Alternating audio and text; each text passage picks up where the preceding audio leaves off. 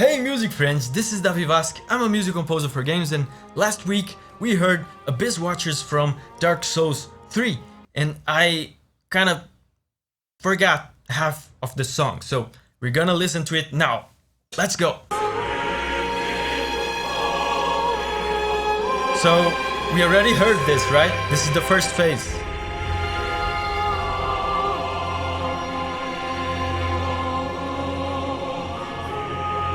So much drama.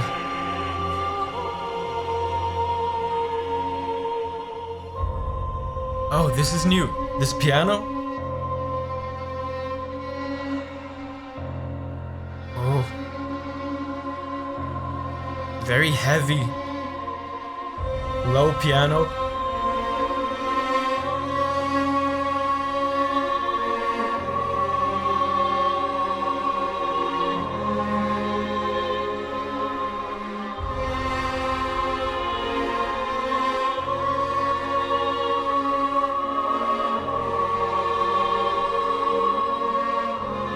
And the insistence on the home chord is still here on the second phase. Oh. Wow, this is very...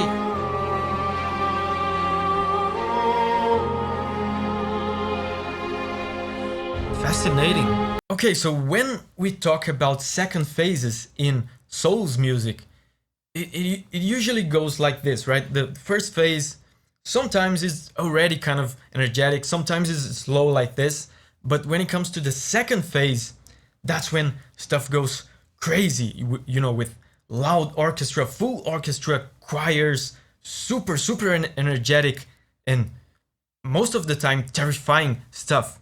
This time, the second phase, it seems even more subtle and lonely than the first phase. That's very interesting. And some of you guys said, you know, that the tragedy and the melancholy in this song is because, you know, the Abyss Watchers, they were meant to, they were warriors fighting against the advance of the Abyss, and in the end they were kind of overtaken by the Abyss, and now they're kind of mad and kind of hollow and fighting each other, and basically dead, just dead men walking.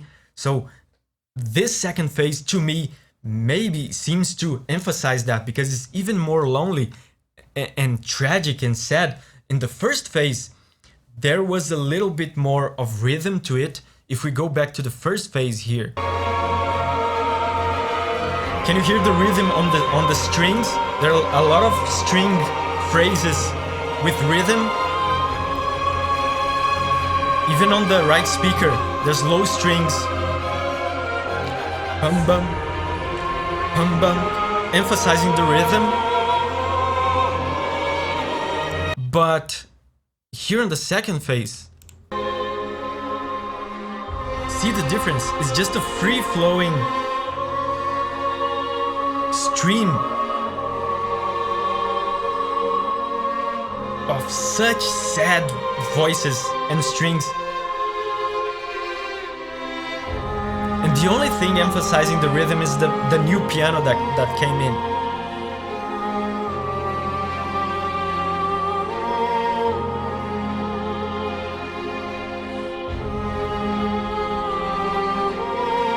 And even the orchestra itself seems to be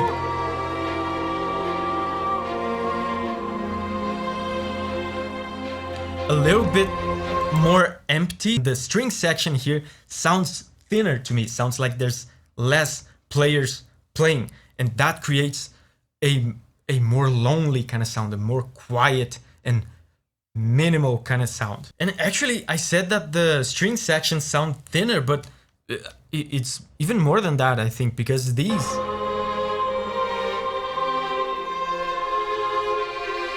strings that come up here, they actually sound like solo strings. It's not even that the string section is just a little bit thinner. It's literally just solo players. That makes it even more lonely. And the rhythm is starting to come back. There's a very quiet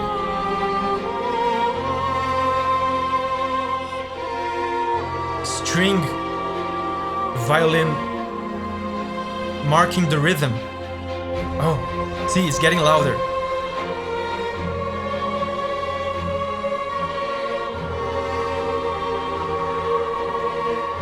Oh, this is interesting.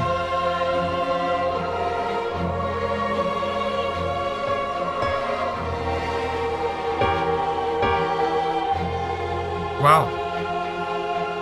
So you guys remember on the video that I did on the first phase of the Abyss Watchers, I talked a lot about the home chord, right? That they keep insisting on. And I didn't say that in the last video, but I was thinking that it's not necessarily like home in the literal sense.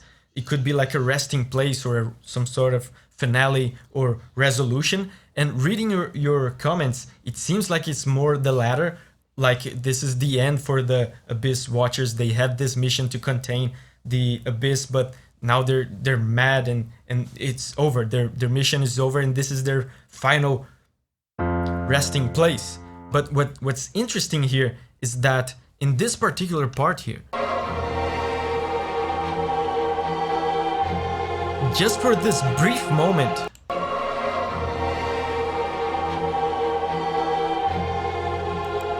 they move out of the home chord and go to an extremely tense chord. I'm gonna show you.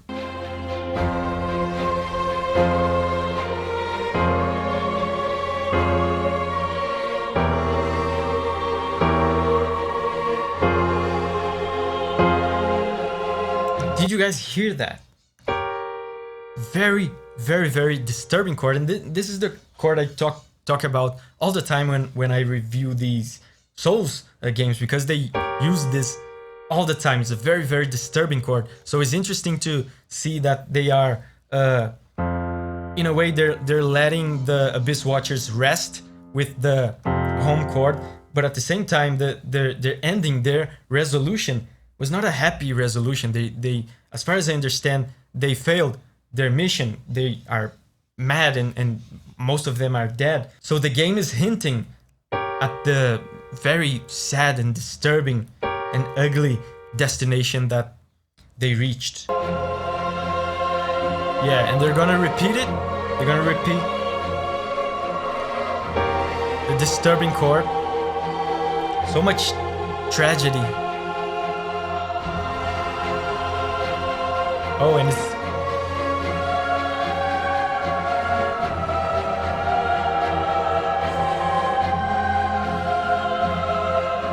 it's building up now. There's more voices.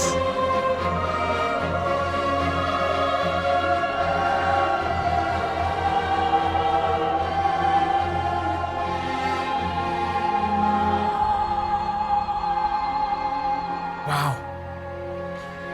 Whoa. Woodwinds.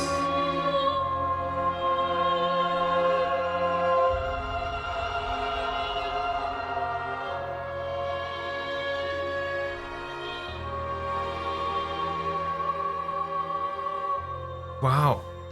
So, wow, Woodwinds, this is very surprising. Woodwinds are usually not this emphasized in Souls music because the Woodwinds have such a positive connotation to them. Usually Souls music is dominated by strings or brass. It's very rare to hear Woodwinds so emphasized like this. That again reinforces to me the fact that they wanted to imbue this theme with a level of positivity that we don't see in other Souls music. And that's very intriguing. That's very intriguing. Maybe they are emphasizing the humanity, you know, of the Abyss Watchers, the goodness, the nobility of their mission to contain the Abyss, which I assume is a good mission, right? Is a noble mission, even though in Souls is often difficult to say what's good and bad. But this kind of clarinet and oboe here,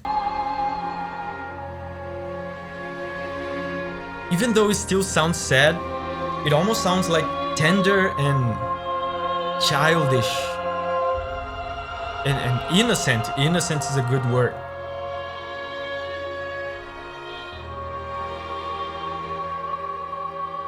Woodwinds have that quality to them. So wow, I wonder what it means. Man, I felt really bad last week when I forgot half of this song. I do everything I can here on the channel to inspire each other by sharing the music from the games that we love with each other, and that's my mission, and I want to do it well, so I had to record this extra video for you guys so we could correct this mistake. I hope you guys don't mind it too much. So make sure to watch the first phase of the Abyss Watchers theme here, and I have more videos on the music of Dark Souls over here. And remember, whenever you're ready to spread your wings and go on a music journey again, I will see you there.